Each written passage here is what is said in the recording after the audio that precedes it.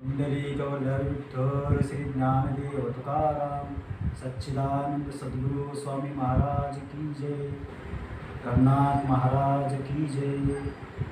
ब्रह्मानंदं परमसुखदं केवलं ज्ञानमूर्तिं द्वन्द्वातीतं गगनसदृशं तत्त्वमस्यादिलक्षणम् एकं नित्यं विमलमचलं सर्वधी साक्षिभूतं भावातीतं त्रिगुणरहितं सद्गुरुं तं नमामि। विनायकं गुरुनौमि साखरे नाम विसृजं वेशां चरणसान्निध्यात् जीवा मुक्ता भवन्ति। साखरे वंशविख्यातं ज्ञानदानपरायणं विनायकं गुरुवन्दे भवबन्धविमुक्तये। श्रीरङ्गनाथं गुरुराजवर्यं मुमुक्षूणां ज्ञानदानेकलक्षं प्रभावती क्षेत्रनिवासिनन्दं नमामि वेदान्तविदां विष्णुं। सद्गुरु रघुनाथ महाराज की जय। ज्ञानेश्वर महाराज की जय।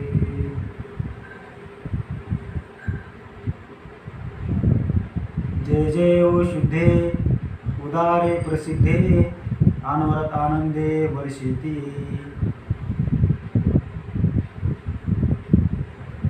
संत सम्राट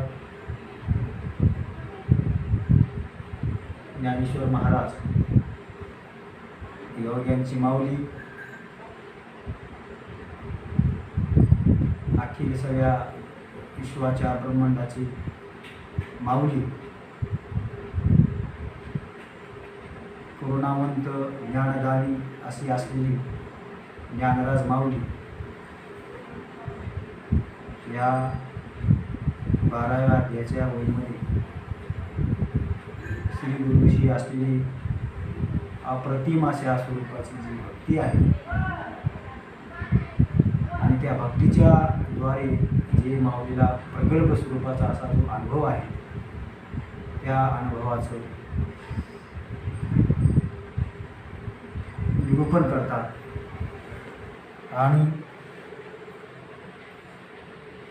सद्गुरूविषयी असलेली प्रेम लक्षणात्मक भक्ती याचंही स्वरूपाचं प्रतिपादन करतात। आपल्या या वैदिक संप्रदायानुसार जी आलेली परंपरा वारकरी संप्रदाय, त्या वारकरी संप्रदायामध्ये विश्वाच्या गुरुस्थानी अग्रस्थानी ज्यांचं नाव घेतलं जातं विश्वाचे माऊली म्हणून संत सम्राट ज्ञानेश्वर महाराज यांनी त्यांच्या जीवन कार्यामध्ये महत्त्वाचा अत्यंत उपयुक्त असा कोणता भाग असेल तर तो म्हणजे ग्रंथ निर्मिती। आणि संत जे अवतीर्ण होत असतात ती जगाच्या कल्याणाकरताच अवतीर्ण होत असतात। असा आहे देवाचे अवतार आणि संतांचे अवतार एकंदरीत जर विचार केला जीवाच्या कल्याणाकरताच अवतार धारण करीत असतात। त्यामध्ये जीवाला कल्याणाचा मार्ग सांगण्याकरता त्याला शास्त्रीय भाषेमध्ये सत्पथ म्हणतात। येण्याचे पंथी चालू जातात न पडे गुंता कोठी काय। अशा संत ज्या मार्गाने गेले तो मार्गस्थ आपण जर अंगीकार जर केला तर निश्चितच आपण त्या सर्व सुखाला नित्यनिरती सुखाला अभौतिक सुखाला निश्चितच आपण त्या सुखाला पात्र होऊ असं संताचा आशीर्वाद, ईश्वराची प्रेरणा आणि आपली पूर्वी केलेली काही साधना या सर्व एकंदरीत आपल्याला नित्यनिरतीशी मोक्षापर्यंत निश्चितच यात आपल्याला काही शंका नाही। त्याकरता जय जय ओ शुद्धे उदारे प्रसिद्धे अनवरत आनंदे वर्षेती या ओळीमध्ये संत सम्राट ज्ञानेश्वर महाराज यांनी श्रीगुरूविषयी असलेली कृतार्थता, नम्रता व्यक्तित्व केलेली आहे. श्री सद्गुरूचा अंगीकार करणारे सत्शिष्य आणि त्या सत्पथामध्ये, सत्पथ म्हणजे मार्ग, त्या मार्गस्थामध्ये राहून तो शिष्य सद्गुरूची अनन्य भावानं सेवा करून सत्वस्तूपर्यंत जाण्याचा जो प्रयत्न करतो तो शिष्य असतो. आणि तो शिष्य सत्मार्ग आणि सद्गुरूचा आश्रय करीत असतो. व्यवहारामध्ये गरिबानं श्रीमंताचा आश्रय केला पाहिजे, रोग्यानं डॉक्टरचा आश्रय केला पाहिजे, भक्तानं देवाचा आश्रय केला पाहिजे आणि मुमुक्षूनं सद्गुरूचाच आश्रय केला पाहिजे. म्हणून जय जय ओ शुद्धे उदारे प्रसिद्धे अनवरत आनंदे वर्षिते. जगामध्ये फक्त सद्गुरूचा जय होतो. म्हणून जय जय हे जो शब्द जे वापरले माऊली ते अत्यंत मंगलवाचक आहे. ग्रंथाच्या सुरुवातीला सुद्धा जय जय शब्द जो वापरलेला आहे. ओम नमो जी आद्या वेद प्रतिपाद्या जय जय सुसंवेद्या आत्मरूपा. बाराव्यामध्ये सुद्धा जय जय शब्द आहे आणि ग्रंथाच्या अंती सुद्धा जय जय शब्दच आलेला आहे. असे जे जय जय शब्दाने श्रीगुरूचं मंगल केलेलं आहे. श्रीगुरूंचं मंगल का करावं, तर श्रीगुरू आपली वांछित इच्छा पूर्ण करतात म्हणून सद्गुरूचं मंगल करावं. असा आपल्या वारकरी संप्रदायामध्ये जे काही संप्रदायपूर्वक आचार्य असतील त्यांनी आपल्याला घालून दिलेला दंडक आहे. म्हणून आपल्याला वास्तविक काही वेदांत शास्त्राच्या प्रक्रियाच्या द्वारा ब्रह्माचं स्वरूप काय आहे ते आपल्याला सर्वसामान्य माणसाला कळत नाही. कारण ब्रह्मविषयी मूळ आज्ञा, घटपटातील पदार्थावर निर्माण करणारी कुल आज्ञा, अशी आज्ञांची दोन प्रकार आहेत. ब्रह्म म्हणजे काय, की न कळणं आणि जगताविषयी सत्यनिश्चय असणं, यालाच ब्रह्मस्वरूपाचं काय म्हणतात, अज्ञान म्हणतात. तर ती अज्ञान अशी दोन अज्ञानाची स्वरूप सांगितली. एक मूल अज्ञान आहे आणि दुसरे कुल अज्ञान आहे. हे दोन्ही म्हणून इतकी सार्वत्रिक आहे की पुसायची सोय नाही. या अज्ञानाची जी आवरणं असतात ते आवरणाचे असे कुठेच असतात. उदाहरणार्थ केळीचं जे झाड असतं त्या केळीचे झाडात जर गोठा आपण किती कुठी असतात, तसे आपले अंतःकरणा म्हणजे स्वस्वरूपावर अज्ञानाची अशी कितीतरी कुठी आहे.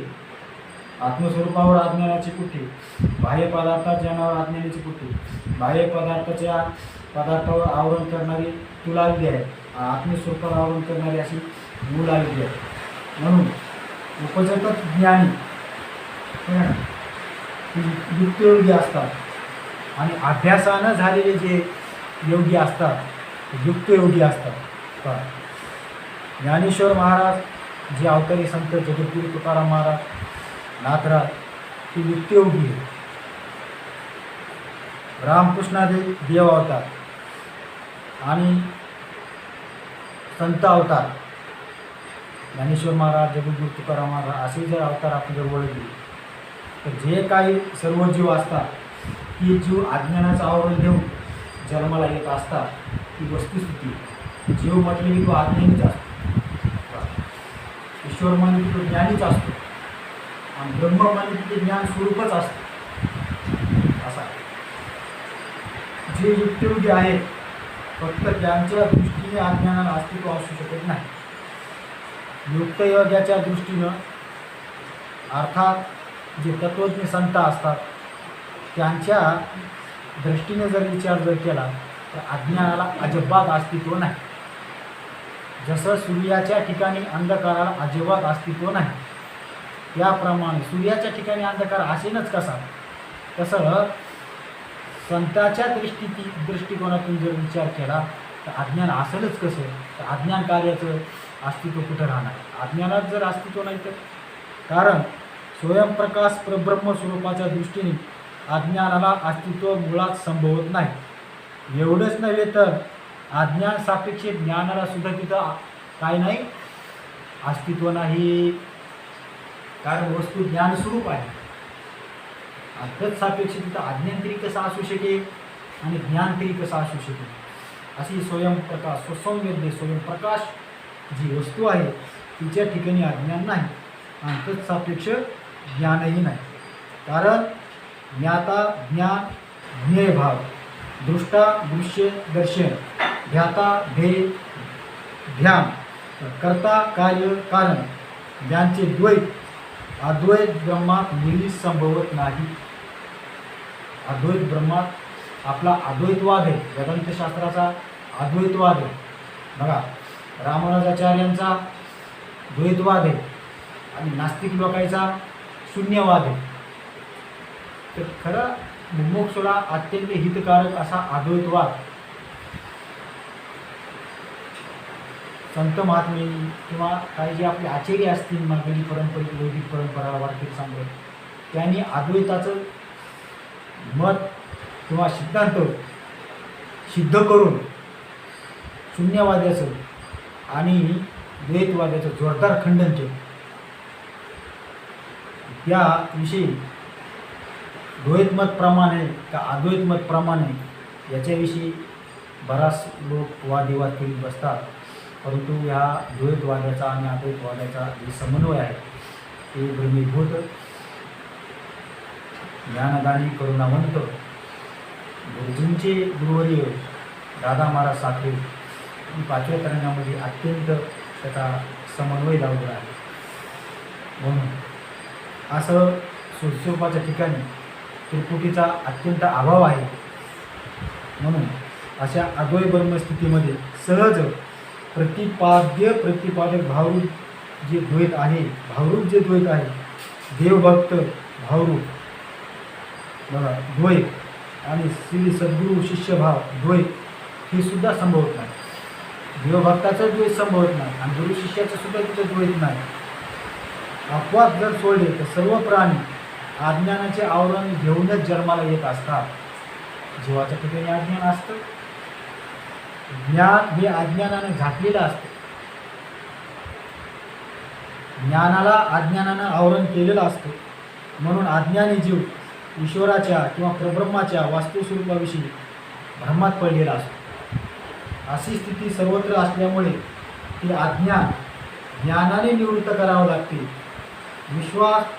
या विश्वामध्ये अज्ञानच जर नसतं तर ज्ञानाची गरजच पडली नसती. जगामध्ये जर दुःखच जर नसतं तर अध्यात्मशास्त्राची गरजच पडली नसती. व्यतिरिकानं सांगायचं झालं, अज्ञान आहे म्हणून ज्ञानाची अपेक्षा आहे आणि दुःख आहे म्हणून सुखाची अपेक्षा आहे. म्हणजे अध्यात्मशास्त्राची कुठल्याहीच शास्त्राची आपल्याला गरज भासली नसती. म्हणून दुःख आहे म्हणून बरं आहे आणि अज्ञान आहे म्हणून बरं आहे असं आपल्याला वाचस्पती मिश्र भामतिकार व्यतिरिकानं आपल्याला ते प्रतिपादन करतात.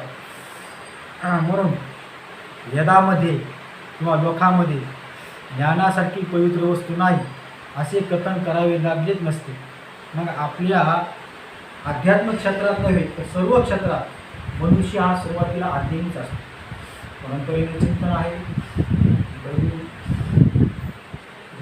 ही जी परंपरा आहे 300-350 वर्षापूर्वीपासून भिंचूक अशी परंपरा आपल्या महाराष्ट्रातच काय पण महाराष्ट्राच्या बाहेर सुद्धा अशी भिंचूक परंपरा साखरे संप्रदाय.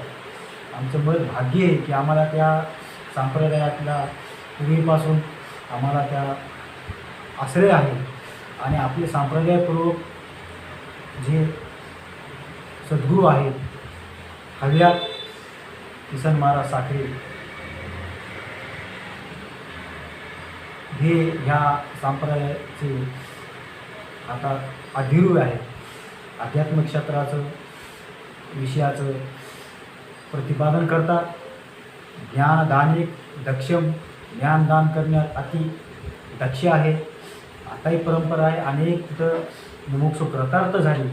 आताही मुमुक्षु कृतार्थ होत आहे आणि पुढेही मुमुक्षु कृतार्थ होतील अशी तिथं ज्ञानदान करण्याची जी परंपरा आहे तीच परंपरा किसन महाराज साखरे कुठल्याही प्रकारची अपेक्षा न करता रात्राचा दिवस आणि दिवसाचा रात्र करून आता हे ज्ञानदान करण्याचं महनीय असे ते कार्य करीत आहे. आणि हीच परंपरा आमच्या भाग्यानं परमभाग्यानं आम्हाला ती परंपरा लाभली असल्यामुळं आम्ही स्वतःला भाग्यवान समजतो.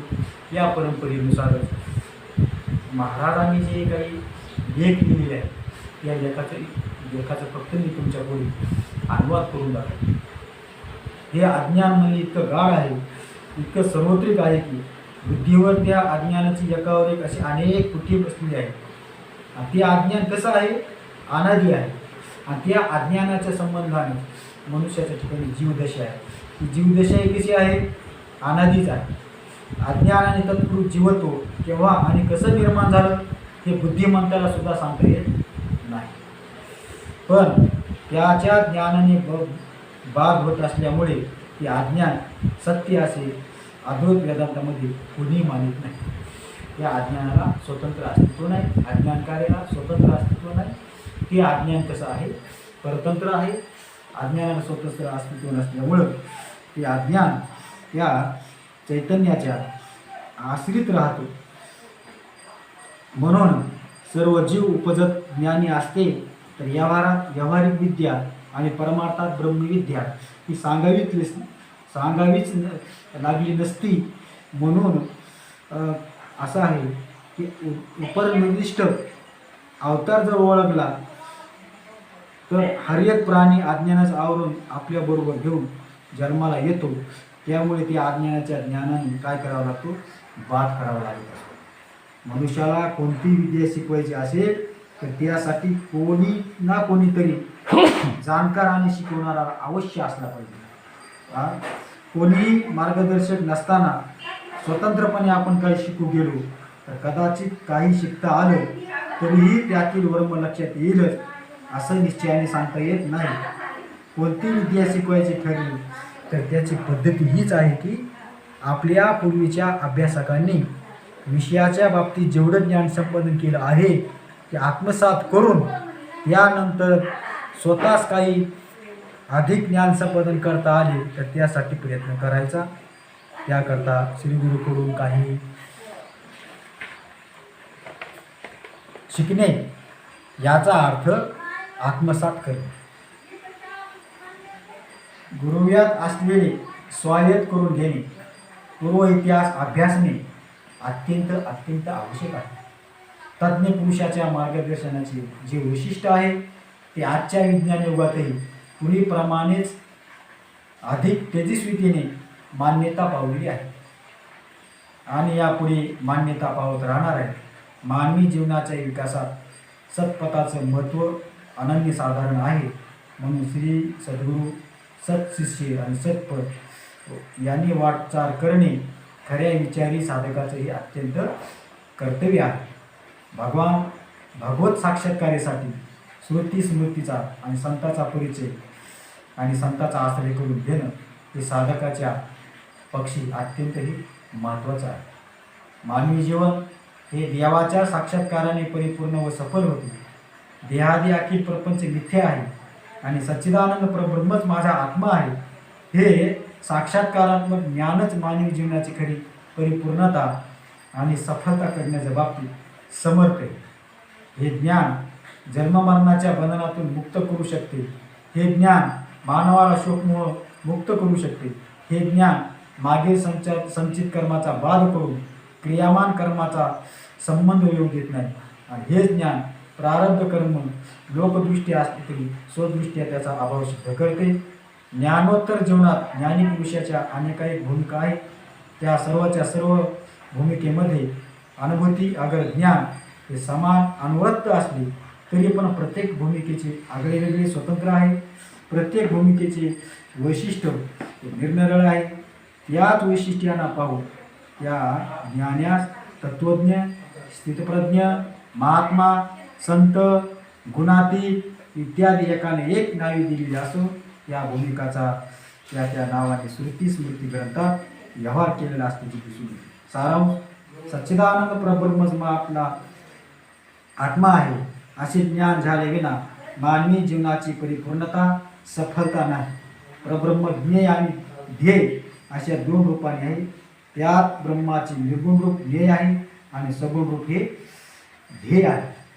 म्हणून ध्येय सगुण ब्रह्माच्या ध्यानाने चित्ताची एकाग्रता होते आणि त्यात प्रेमाचा विशेष जर प्रकर्ष असेल तर त्या सगुण साक्षात्कार होतो. परब्रह्माच्या निर्गुण ज्ञेय स्वरूपाच्या ज्ञानाने अविद्या निवृत्तीपूर्वक देह तादात्म्यरहित ब्रह्मसिद्धी प्राप्त होते. निर्गुण ब्रह्म ज्ञेय आहे. निर्गुण ब्रह्माचे ज्ञान सद्गुरूशिवाय होणे शक्य नाही. याविषयी ब्रह्माचे अपरोक्ष ज्ञान संपादन करण्याकरता सद्गुरूला शरण गेलं पाहिजे. ज्ञान होण्यासाठी, त्याला जाणून घेण्यासाठी हातात संहिता घेऊन वेदवित्त ब्रह्मनिष्ठ अशा संतांना स्त्री सद्गुरूंना शरण जावे लागते.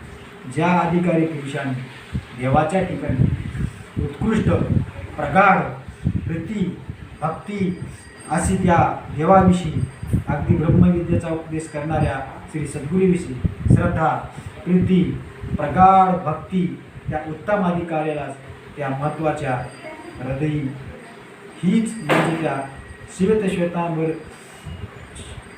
उपनिषदात कथन केलेली गुणतत्वे हे प्रकाशमान आहेत. आचार्यवान पुरुष होईल सद्गुरूचं महत्त्व सांगतात, सद्गुरूचं कृपादृष्टीचं वर्णन करतात, सद्गुरूचं सामर्थ्य त्यात वर्णन करतात. ज्या आचार्य सद्गुरू आहेत अशा पुरुष परमात्म्याविषयी ज्ञान लाभ करून घेऊ शकतो.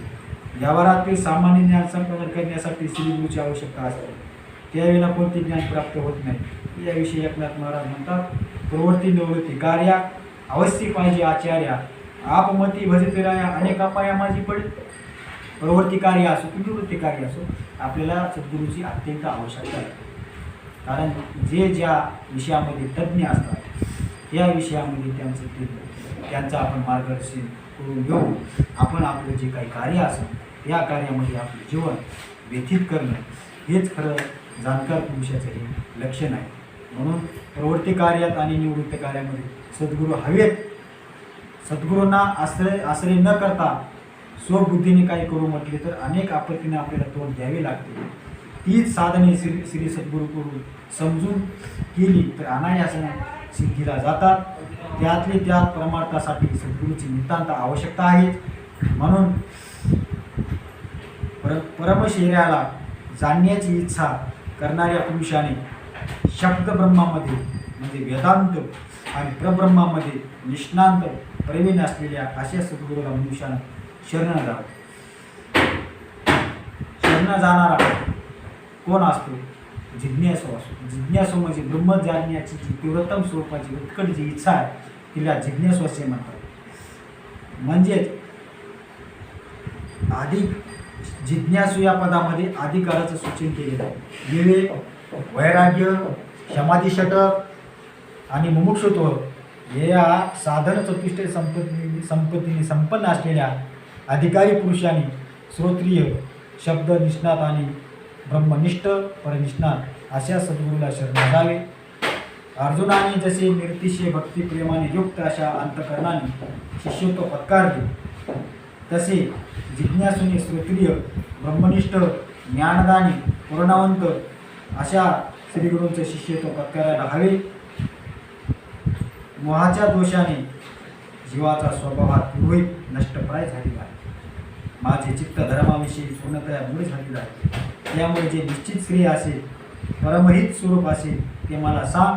मी तुझा शिष्य आहे, मी तुला शरण आलेला आहे, तरी शरणागताला मधला उपदेश करा अशी शिष्यानं सद्गुरूला प्रार्थना केली पाहिजे.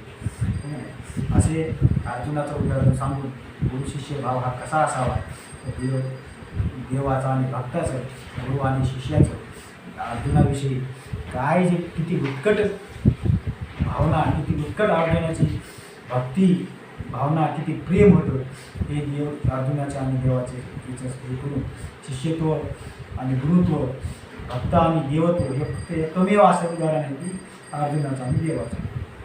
यामुळे आता आपण स्वतः देवच अर्जुनाचे कोण झाले? सद्गुरू झाले.